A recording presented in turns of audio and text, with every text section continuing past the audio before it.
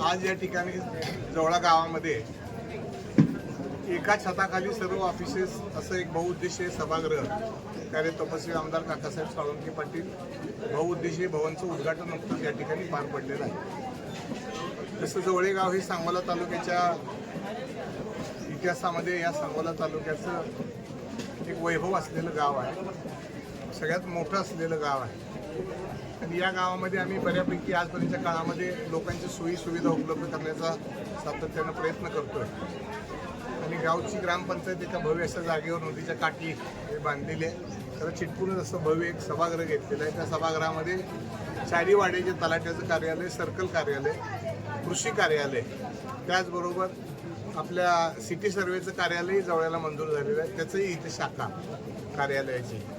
आणि आपण तहसील अप्पर तहसील कार्यालय ज्या कार्यालयामध्ये आपण कागदासाठी सांगोल्याला जातो ते अप्पर तहसील कार्यालय अंतिम टप्प्यावर आहे। या भागातल्या सगळ्या गावच्या विकासासाठी लोकांना ताण पडू नये म्हणून ही सगळी कार्यालय एका छताखाली आणायचा निर्णय आज पार पडला। त्याचं उद्घाटनही माननीय कर्तव्यदक्ष BDO असतील, मी असतील, तरुण सहकारी या गावातील यश राजे असतील, या सगळ्या मंडळींनी आम्ही मिळून या ठिकाणी हा उद्घाटनाचा सोहळा पार पाडलेला आहे।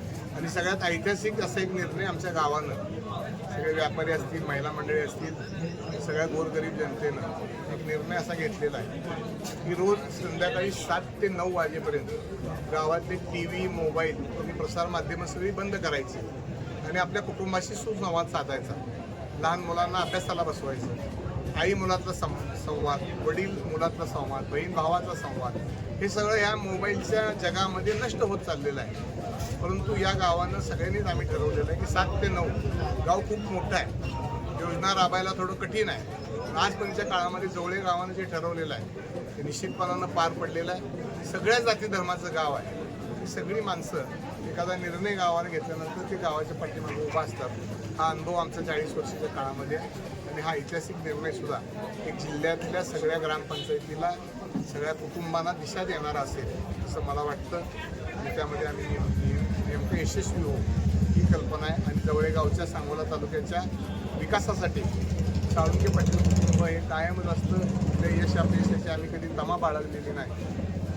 निवडणुका ह्या होत असतात, निवडणुका ह्या आम्ही राजकारणासाठी नाही तर सेवाधारी म्हणून आम्ही पार पाडत असतो।